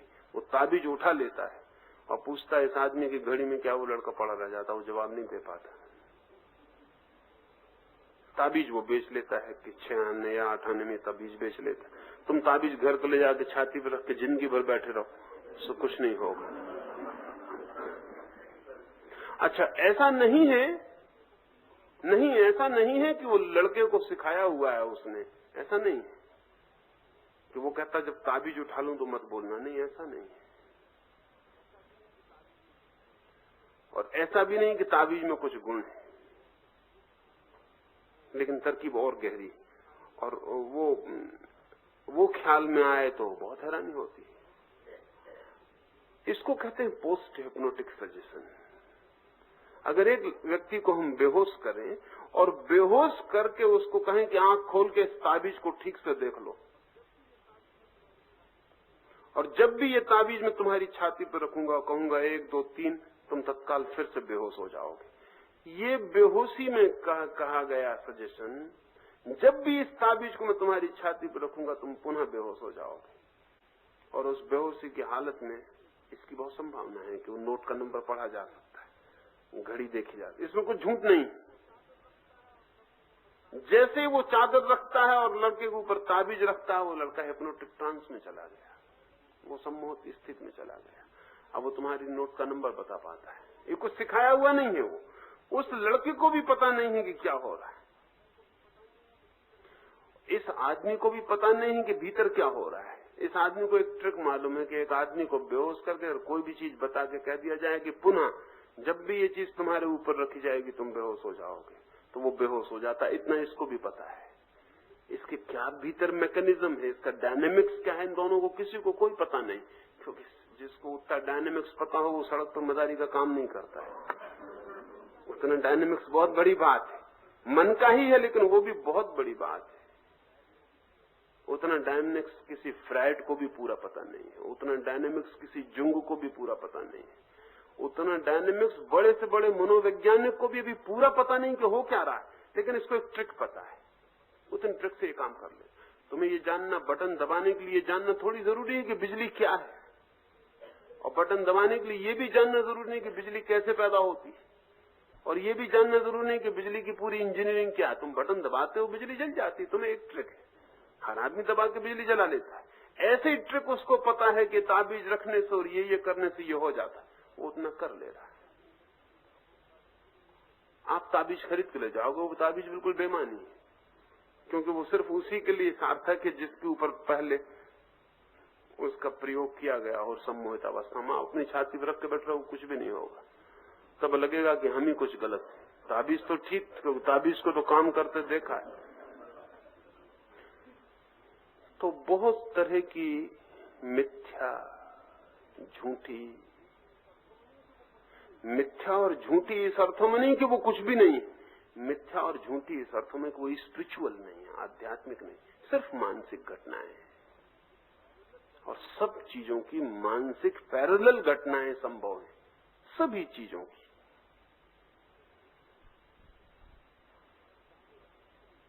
तो वो पैदा की जा सकती है, दूसरा आदमी पैदा कर सकता है, और दावेदार उतना ही कर सकता है। हाँ, गैर दावेदार ज्यादा कर सकता है, पर गैर दावेदार का मतलब है वो कह के नहीं जाता है कि मैं शक्तिपात कर रहा हूं, मैं तुम में ऐसा कर दूंगा, मैं तुम में ऐसा कर दूंगा, ये हो जाएगा तुम में, मैं करने वाला हूं, और जब हो जाएगा तो तुम मुझसे बंधे रह जाओगे। वो ये सबका कोई सवाल नहीं है। वो एक शून्य की भांति हो गया है वैसा आदमी। तुम उसके पास भी जाते हो तो कुछ होना शुरू हो जाता है। ये उसको ख्याल ही नहीं है कि ये हो रहा है। एक बहुत पुरानी रोमन कहानी है कि एक बड़ा संत हुआ और उसके चरित्र की सुगंध और उसके ज्ञान की किरणें देवताओं तक पहुंच गई, और देवताओं ने आके उससे कहा कि तुम कुछ वरदान मांग लो, तुम जो कहो हम करने को तैयार हैं। लेकिन उस फकीर ने कहा कि जो होना था वो हो चुका है, और तुम मुझे मुश्किल में मत डालो, क्योंकि तुम कहते हो मांगो, अगर मैं न मांगू तो अशिष्टता होती, और मांगने को मुझे कुछ बचा नहीं है, बल्कि जो मैंने कभी नहीं मांगा था वो सब हो गया है। तो तुम मुझे क्षमा करो, इस झंझट में मुझे मत डालो, इस मांगने की कठिनाई मुझ पर पैदा मत करो। लेकिन वो देवता तो और भी, क्योंकि अब तो ये सुगंध और भी जोर से उठी इस आदमी की कि जो मांगने की बाहर हो गया। उन्होंने कहा तब तो तुम कुछ मांग ही लो, और हम बिना दिए अब न जाएंगे। तो आदमी ने कहा कि बड़ी मुश्किल हो गई, तो तुम ही कुछ दे दो, क्योंकि मैं क्या मांगू मुझे सूझता नहीं, क्योंकि मेरी कोई मांग नहीं रही, तुम ही कुछ दे दो, मैं ले लूंगा। तो देवताओं ने कहा कि हम तुम्हें ऐसी शक्ति दिए देते हैं कि तुम जिसे छुओगे वो मुर्दा भी होगा तो जिंदा हो जाएगा, बीमार होगा तो बीमारी ठीक हो जाएगी। उसने कहा कि ये तो बड़ा काम हो जाएगा, ये बड़ा काम हो जाएगा, और इससे जो ठीक होगा वो तो ठीक है, मेरा क्या होगा, मैं बड़ी मुश्किल में पड़ जाऊंगा, क्योंकि मुझको ये लगने लगेगा मैं ठीक कर रहा हूं। तो ये जो बीमार ठीक हो जाएगा वो तो ठीक, लेकिन मैं बीमार हो जाऊंगा। उसने कहा कि मेरे बाबत क्या ख्याल है, क्योंकि एक मुर्दे को मैं छूंगा वो जिंदा हो जाएगा, तो मुझे लगेगा मैं जिंदा कर रहा हूं, तो वो तो जिंदा हो जाएगा, मैं मर जाऊंगा, मुझे मत मारो, मुझ पर कृपा करो, ऐसा कुछ करो कि मुझे पता न चले। तो उन देवताओं ने कहा अच्छा हम ऐसा कुछ करते हैं, तुम्हारी छाया जहां पड़ेगी वहां कोई बीमार होगा तो ठीक हो जाएगा, कोई मुर्दा होगा तो जिंदा हो जाएगा। उसने कहा ये ठीक, और इतनी और कृपा करो कि मेरी गर्दन पीछे की तरफ न मुड़ सके, नहीं तो छाया से भी दिक्कत हो जाएगी, अपनी छाया, तो मेरी गर्दन अब पीछे न मुड़े। वो वरदान पूरा हो गया, उस फकीर की गर्दन मुड़नी बंद हो गई। वो गांव-गांव चलता रहता, अगर कुमलाए हुए फूल पर उसकी छाया पड़ जाती तो वो खिल जाता, लेकिन तब तक वो जा चुका होता, उसकी गर्दन पीछे मुड़ सकती नहीं थी, उसे कभी पता नहीं चला। और जब वो मरा तो उसने देवताओं से पूछा कि तुमने जो दिया था वो हुआ भी कि नहीं, क्योंकि हमको पता नहीं चल पाया। तो मुझे लगता है ये कहानी प्रीतिकर है। तो घटना तो घटती है, ऐसी ही घटती है, पर वो छाया से घटती, वो गर्दन भी नहीं मुड़ती। पर शून्य होना चाहिए उसकी शर्त, नहीं तो गर्दन मुड़ जाएगी। अगर जरा सा भी अहंकार शेष रहा तो पीछे लौट कर देखने का मन होगा कि क्या हुआ कि नहीं हुआ, और अगर हो गया तो फिर मैंने किया है, उसे बचाना बहुत मुश्किल हो जाएगा। तो शून्य जहां घटता है वहां आसपास शक्तिपात जैसी बहुत साधारण बातें, बहुत बड़ी बातें नहीं, वो ऐसे घटने लगती हैं जैसे सूरज निकलता, फूल खिलने लगते हैं, बस ऐसे ही। नदी बहती है, जड़ों को पानी मिल जाता है, बस ऐसे ही। न नदी दावा करती है, न बड़े बोर्ड लगाती रास्ते पर कि मैंने इतने झाड़ों को पानी दे दिया, इतनों में फूल खिल रहे हैं, ये सब कुछ कोई सवाल नहीं है। ये नदी का इसको पता नहीं चलता, जब तक फूल खिलते तब तो नदी सागर पहुंच गई होती। तो कहाँ फुर्सत रुक कर देखने की भी सुविधा, कहाँ पीछे लौट के मुड़ने का उपाय कहाँ। तो ऐसी स्थिति में जो घटता है उसका तो आध्यात्मिक मूल्य है। लेकिन जहां अहंकार है, करता है, जहां कोई कह रहा है मैं कर रहा हूं, वहां फिर साइकिक फेनोमेना है, फिर मनस की घटनाएं हैं, और वो सम्मोहन से ज्यादा नहीं है। हाँ, और पूछ लो।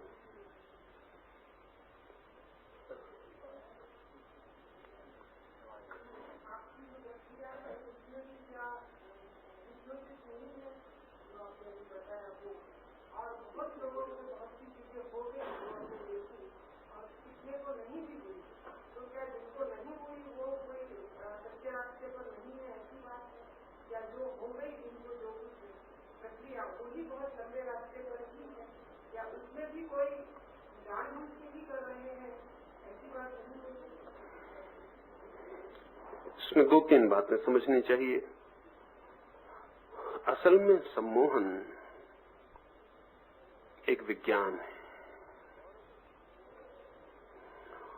और अगर सम्मोहन का तुम्हें धोखा देने के लिए उपयोग किया जाए तो किया जा सकता है,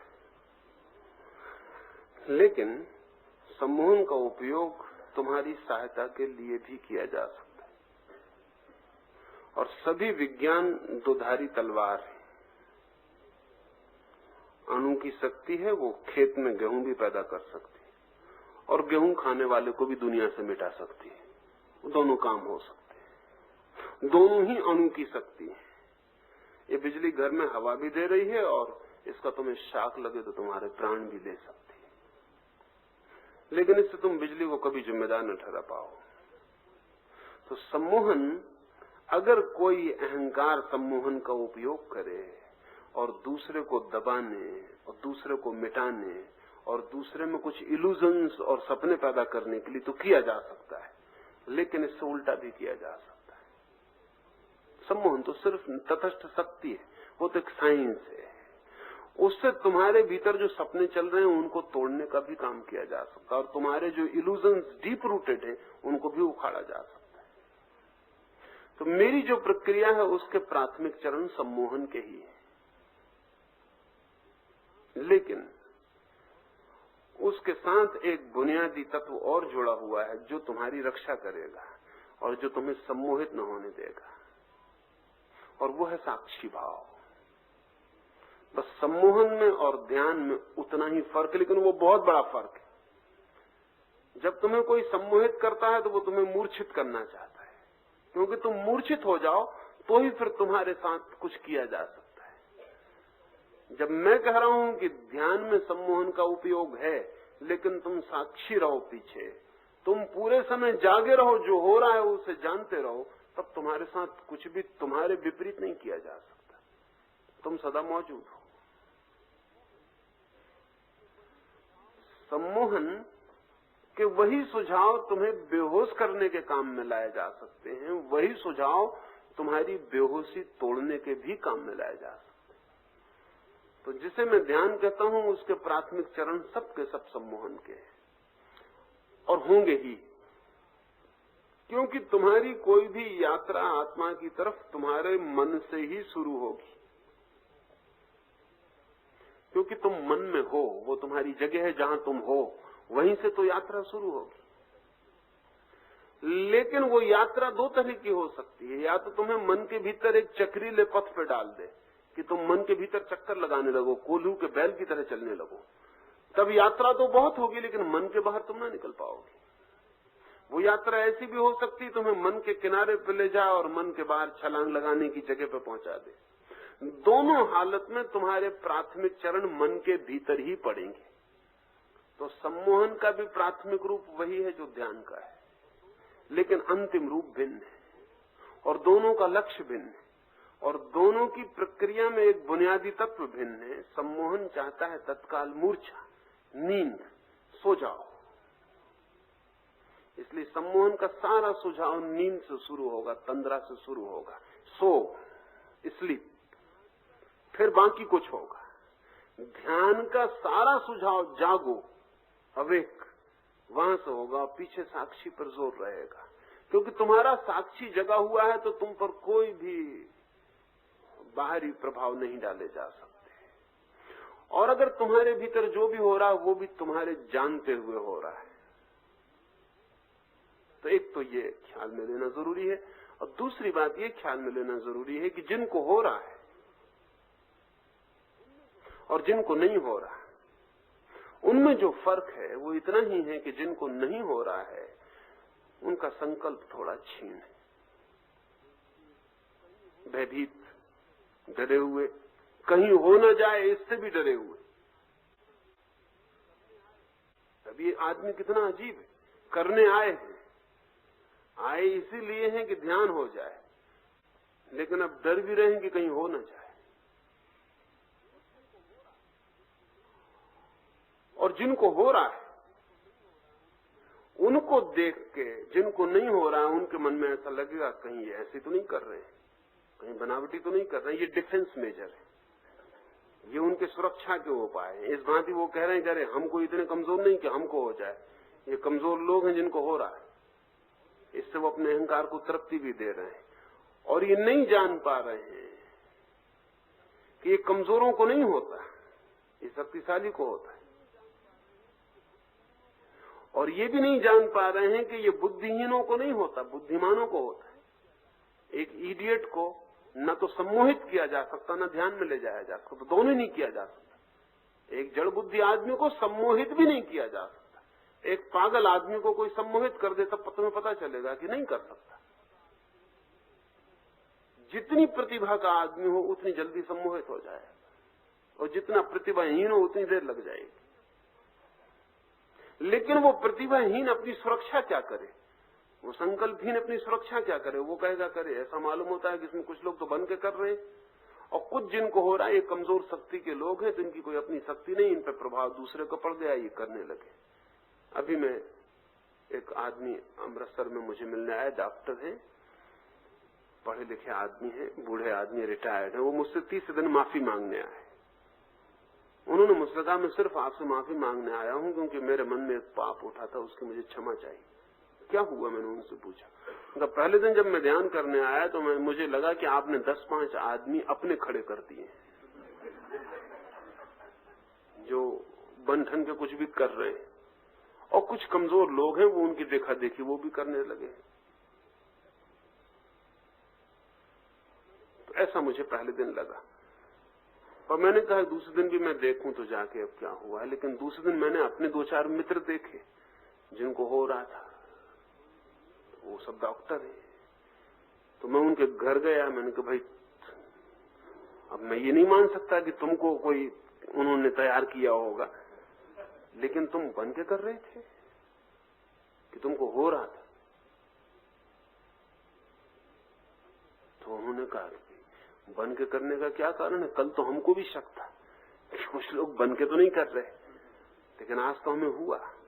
तो वो डॉक्टर 30 दिन उसको हुआ, तो वो 30 दिन मुझसे क्षमा मांगने आया।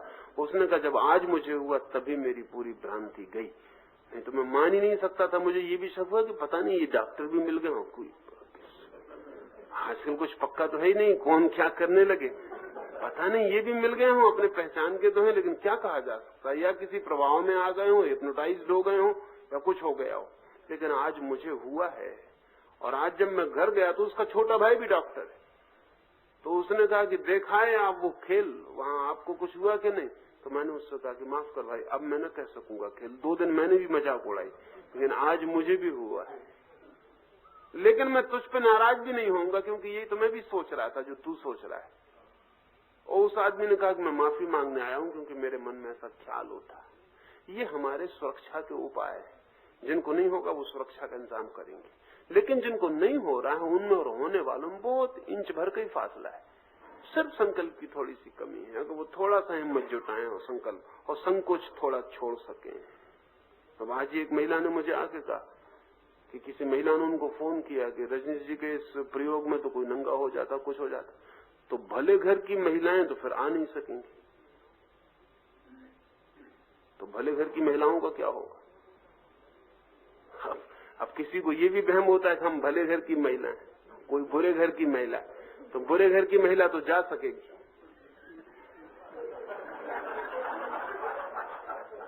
भले घर की महिला का क्या होगा? अब ये सब डिफेंस मेजर है। वो भले घर की महिला अपने को भला मान के घर रोक लेगी, और भले घर की महिला कैसी है? अगर एक आदमी नग्न हो रहा है तो जिस महिला को भी अड़चन हो रही है वो बुरे घर की महिला है, उससे प्रयोजन क्या है? तो हमारा मन बहुत अजीब अजीब इंतजाम करता है। वो कहता है कि ये सब गड़बड़ बातें हो रही हैं, ये अपने को नहीं होने वाला, हम कोई कमजोर थोड़ी हैं, हम ताकतवर हैं। लेकिन ताकतवर होते तो हो गया होता, बुद्धिमान होते तो हो गया होता। क्योंकि बुद्धिमान आदमी का पहला लक्षण तो यह है कि जब तक वो खुद न कर ले तब तक वो कोई निर्णय न लेगा। वो ये भी न कहेगा कि दूसरा झूठा कर रहा है, क्योंकि मैं कौन हूं ये निर्णय लेने वाला। और दूसरे के संबंध में झूठे होने का निर्णय बहुत गिलानीपूर्ण है। दूसरे के संबंध वो झूठा कर रहा है, हम कौन है और मैं कैसे निर्णय करूं कि दूसरा झूठा कर रहा है? ये इसी तरह के गलत निर्णय ने तो बड़ी दिक्कत डाली। जीसस को लोगों ने थोड़ी माना कि इसको कुछ हुआ, नहीं तो सूली पर न लटकाएं। तो समझे सब आदमी गड़बड़ है और कुछ भी कह रहा है। महावीर को पत्थर न मारे लोग, उनको लग रहा है कि गड़बड़ आदमी है, नंगा खड़ा हो गया, कुछ हुआ थोड़ी। दूसरे आदमी को भीतर क्या हो रहा है, हम निर्णायक कहां हैं, कैसे? तो जब तक मैं न करके देख लूं तब तक निर्णय न लेना बुद्धिमत्ता का लक्षण। और अगर मुझे नहीं हो रहा है तो जो प्रयोग कहा जा रहा है उसको मैं पूरा कर रहा हूं ना, इसको थोड़ा जांच कर लूं कि मैं उसे पूरा कर रहा हूं। अगर मैं पूरा नहीं कर रहा हूं तो होगा कैसे? इधर पोरबंदर मैं कह रहा था तो एक आखिरी दिन मैंने कहा कि अगर किसी ने 100 डिग्री ताकत नहीं लगाई, 99 डिग्री लगाई तो भी चूक जाए। तो एक मित्र ने आके मुझे कहा कि मैं तो धीरे धीरे कर रहा था। मैंने कहा थोड़ी देर में होगा, लेकिन मुझे ख्याल में आया कि वो तो कभी नहीं होगा, 100 डिग्री होनी चाहिए। तो आज मैंने पूरी ताकत लगाई तो हो गया। मैं तो सोचता था कि मुझे धीरे धीरे करता रहूंगा, होगा। धीरे धीरे क्यों कर रहे थे? नहीं करो, ठीक है, धीरे धीरे क्यों कर रहे हो? धीरे धीरे करने में हम दोनों नावों पर सवार रहना चाहते हैं, और दो नावों पर सवार यात्री बहुत कठिनाई में पड़ जाते हैं। एक ही नाव अच्छी, नरक जाए तो भी एक तो हो, लेकिन स्वर्ग की नाव पे भी एक पैर रखें, नरक की नाव पे भी एक पैर रखें। असल में संदिग्ध है मन कि कहां जाना है, और डर है कि पता नहीं नरक में सुख मिलेगा कि स्वर्ग में सुख मिलेगा। दोनों पे पैर रखे खड़े, इसमें दोनों जगह चूक सकती और नदी में प्राणांत हो सकते हैं। ऐसा हमारा मन है पूरे वक्त। जाएंगे भी, फिर वहां रोक भी लेंगे और नुकसान होता है। पूरा प्रयोग करो और दूसरे के बाबत निर्णय मत लो, और पूरा प्रयोग जो भी करेगा उसे होना सुनिश्चित है। क्योंकि ये विज्ञान की बात कह रहा हूं मैं, अब मैं कोई धर्म की बात नहीं कह रहा हूं। ये बिल्कुल ही साइंस का मामला है कि अगर इसमें पूरा हुआ तो होना निश्चित है, इसमें कोई और उपाय नहीं। क्योंकि परमात्मा को मैं शक्ति कह रहा हूं, उधर कोई पक्षपात और कोई प्रार्थना वरार्थना करने से कि अच्छे कुल में पैदा हुए हैं और फला घर में पैदा हुए हैं, सब कुछ चलेगा नहीं। कि भारत भूमि में पैदा हो गए तो ऐसे ही पार हो जाएंगे, ऐसे नहीं चलेगा। बिल्कुल विज्ञान की बात है, उसको जो पूरा करेगा उसको परमात्मा भी अगर खिलाफ हो जाए तो रोक नहीं सकता, और ना भी हो परमात्मा तो कोई सवाल नहीं। पूरा कर रहे हो नहीं इसकी फिक्र करो, और सदा निर्णय भीतर के अनुभव से लो, बाहर से मत लो, अन्यथा भूल हो सकती है।